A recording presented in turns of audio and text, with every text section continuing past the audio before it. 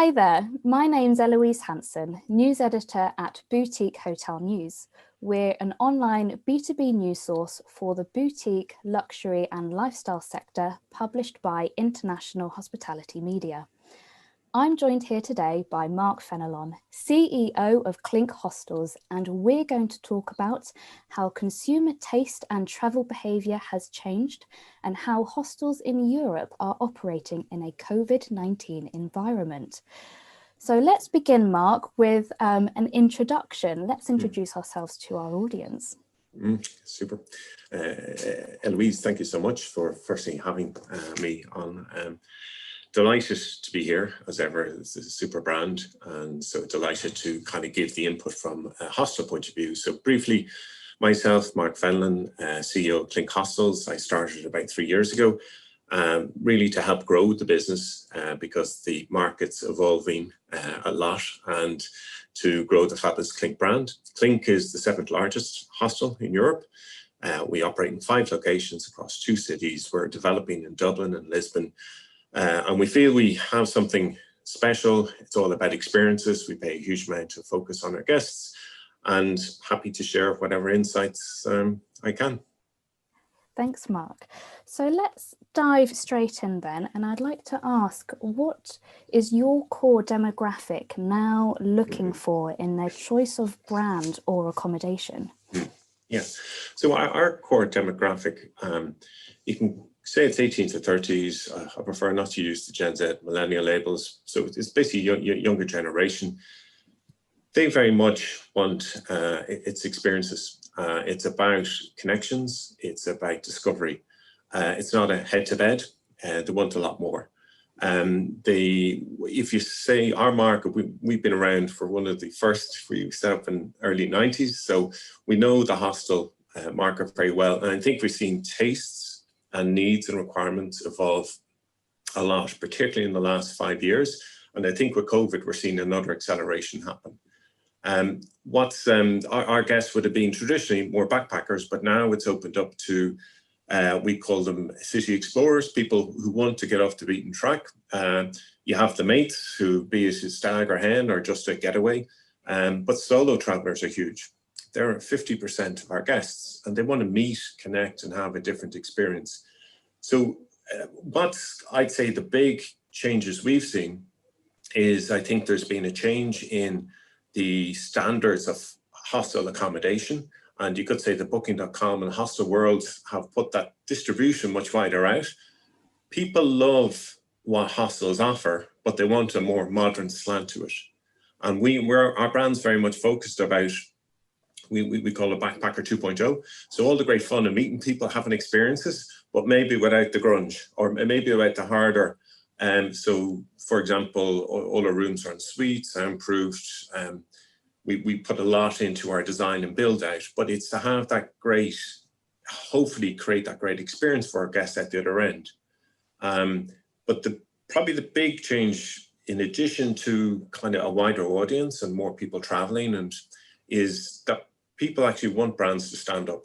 They want brands to be accountable. They want brands to stand for something. I think the days are short-lived, to be honest, where if brands aren't taking some action, it's small action. None of us are perfect, and Clink is far from it, but take some action, conscious action for change.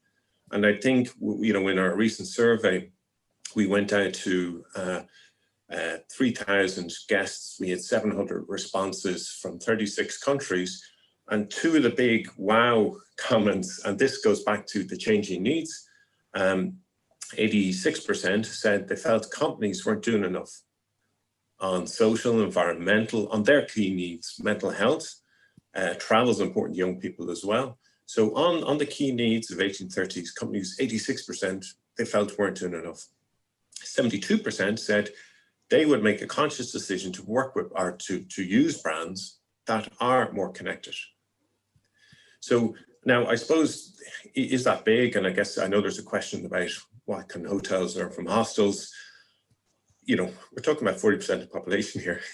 So I think that standing up, being accountable, being responsible is a big change that will continue. Mm-hmm. And looking then at Europe, I know you mentioned you operate in 5 locations. I mean, how are hostels operating in this now COVID environment? What's new and what's different? Yeah, there's plenty new. It's been challenging, same with all hospitality, I think. Obviously for hostels, you have shared accommodation, which does make it a little bit trickier. But there's kind of, I think for hostels, and again, I really start with the negatives, but it's probably worth putting the context. If hostels are bad experiences, it's hard to have experiences under the COVID rules. So, but hostels, I think, are very entrepreneurial, very, very proactive and move quickly. And I think that's probably an advantage because it's just smaller communities. Of course, it's adhering to all the rules, that's first and foremost. It's getting accreditation with worldwide associations. It's improving the hygiene standards, as in we would feel we've hotel hygiene standards. Pre-COVID, we've upped that again. If anything, we've erred on the side of caution. We've closed down a lot of our rooms, or we've minimized beds per rooms. If they're shared facilities, there's rotas of who can access. So in that way, we've created a very safe environment. I think probably if one of the bigger challenge for all hospitality is people aren't blooming and flying, right? So that you kind of the hose pipe of our guests are turned off. And so I think like hotels, hostels have had to pivot and react very quickly. So we've looked at midstay. But the great thing is it's on brand for us because we want to create community. We want to give back to our community. The community's inside the guests and also outside. And midstay, I suppose the question we've asked is, well, what's the difference between someone staying 3 nights or 3 months? It's the same draw and attraction into Clink that makes people want to stay. So we found that pivot, it's been tough, but easier than we thought. I suppose other changes, it's obviously your staff welfare is very important, and probably like all hospitality, over communicating, being very upfront. Every hospitality providers had to take some hard decisions as well. So they're just some of the points, some of the changes. Thank you. And you touched on this earlier about consumers aligning themselves with brands that take a stand on social and environmental concerns, which ties into with this theme of regenerative travel, this idea of giving back.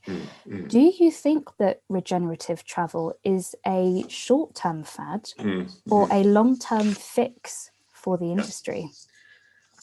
I think regenerative travel is so important, and it's long term. It's definitely not a short term. I think it connects back to so many different things, but I would say with COVID and the crisis has forced us all to have very hard looks personally, business wise. And I think hopefully now with the announcement of the first vaccine, it's not a silver bullet, but it will hopefully put some more focused discussion, and instead of looking at the daily infection levels, which are all very serious and severe, but actually bring some of the conversation back to the medium long-term problems we need to solve, so planet, environmental, etc. And I think again this ties in with some of the survey results we found, where environmental is the #1 concern for our guest profile. So again, it was across 36 countries. I think it's reasonably representative. And I think ties in with, again, the point I mentioned about companies needing to stand up and take action and to be responsible. So I think most companies are probably unaware of the wider role they can play in having been part of regenerative travel. I think looking at your bottom line profit, those days are gone. I'm not saying it's a huge shift the other side, don't get me wrong, but I think it's if we all take some baby steps, I think we'll go a long way. And then equally, as we mentioned earlier from the survey results, 72% of 18 to 30s will kind of vote with their feet, and they'll latch on to brands that are taking more action. And then now looking, I guess, more towards the hotel market, what can hotels learn from hostels? Yeah, and I'd say probably firstly, hostels have learned a huge amount from hotels, because I think there have been some blurring of lines, and they'll continue. And I think how hotels grow, how they brand themselves, the level of service, the focus, the quality. I think hostels are obviously coming from a kind of more entrepreneurial, kind of smaller groups. You don't have the big sophistication. And I think hotels have helped set very high standards for hostels to kind of try and compete with. So I think that's very important to say. We've learned a lot. I think where maybe hostels could offer back something to hotels, and I bring it back to 40% of the population. Hostels have been working with kind of 18 to 30-year-olds since the start. We kind of what their needs, requirements are, what their passions are, and I think if a hotel was to take a one size fits all, we will build it this way and we'll offer this service, and that's kind of it. I think what we're seeing with younger generation travelers, that they want something that fits themselves, their needs, but also their values. I think if you take a side segment of 40% of the population, huge amount of solo travelers. Now, if they are going to travel into a hotel, will they pick a hotel that has a great kind of guest experience focus and certain events that aren't too cheesy but kind of quite natural?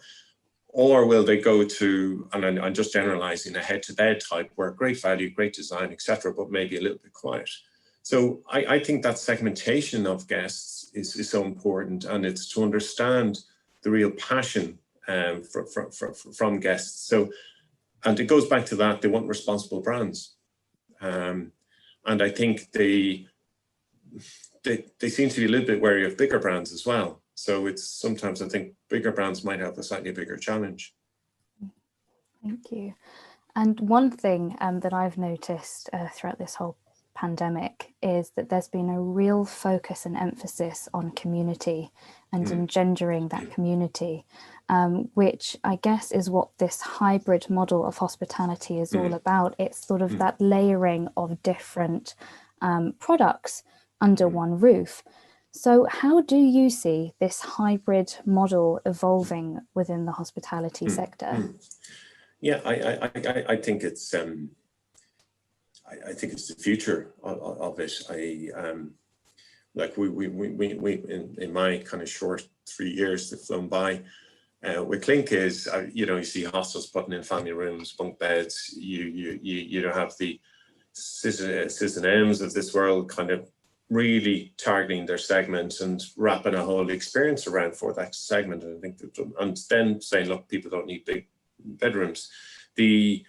I think the hybrid, it's people want choice. People again don't want to tie back necessarily to a big brand, what brands stand for, and I think just the world's moving much quicker. So I think you're kind of trying to work in the confines of a big franchise brand may be quite difficult.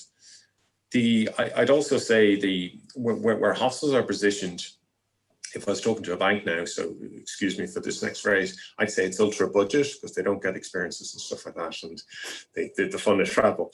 But I'd say, but that segment of the market is hugely overlooked.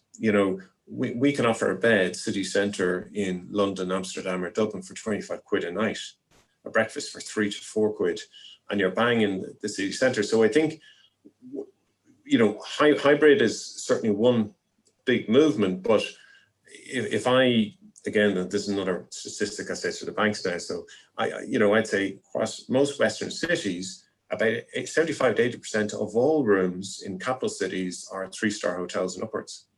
So we can talk hybrid on one hand, but I think it goes back to 40% of the population are one of the biggest travelers and will continue to travel, but responsibly.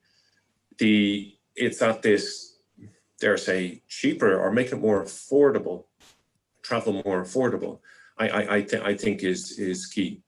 Eloise, does that cover it, or I can keep on going, of course. No, that's great. I mean, I've certainly heard in my own conversations that travelers, when we do start traveling again, I will be steered in one of two directions, and it will either be towards luxury or towards affordability.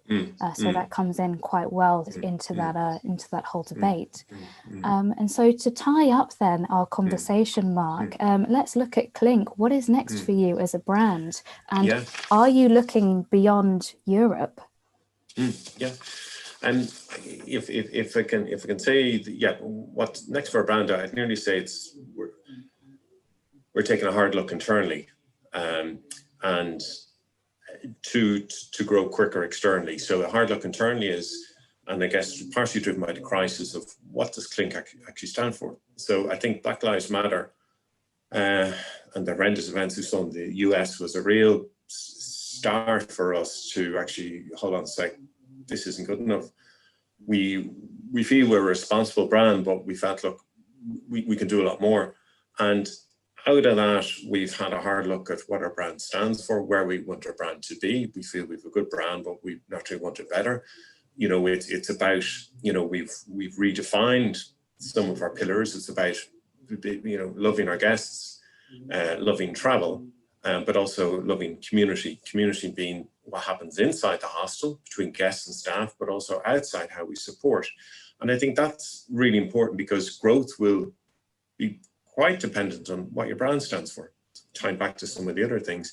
Another initiative is we've looked up at, it's again, this change we feel is needed. What our survey that we did back in August, just 700 responses we got, was shouting loud and clear what was needed. And we launched a campaign of shut up and listen. So there is an exclamation mark, so it's not too rude at the end. But the shut up and listen is, it's really about shutting up and listening to 40% of the population. They feel they're not being heard. Their top issues aren't being worked on. They feel current society and structures are kind of not getting things done in the time it needs to be done. And the follow-on for shut up and listen is stand up, where we as Clink, after looking hard with ourselves, said, hold on, we need to change a little bit our direction, not major, but it's the baby steps. And we said, well, what can we do? And someone said, well, Mark, is this the right time to be doing anything? Like, we're putting out fires, there's a crisis happening, guests aren't traveling. And I said, look, there's never a good time, and particularly now, but there's always a reason not to do something. We said, stuff it, we're going to forward here. So we decided to come up with a campaign on connecting with volunteering, which has seen a rapid rise, partially driven by COVID, but partially driven by the frustrations of 18 to 30s. They now want to be part of the solution. So we've launched 1,000 beds for 8,000 hours of volunteering. So someone just needs to volunteer. Obviously, with travel restrictions, they can volunteer in their hometown, and we will give them a credit for a bed. So it's a baby step. It's obviously something we feel very passionate about. And I think what we want to do is to see other companies begin to partner and to change a little. It's not about all the bottom line and the profit. Small steps can lead to big changes on a cumulative basis. So that's something we're very passionate about, and we're looking for partner companies to partner with us. We've helped support Extinction Rebellion in Amsterdam recently, Taste Before You Waste, which is a food kind of conservative program, and 10,000 Hours, which is for volunteers for people in need. So there's plenty of programs out there. It doesn't take much, because I can say hand in heart, it actually doesn't. You need to make the time. So that for us, from an inside out, let's get our brand right. Let's make sure we're relevant to guests.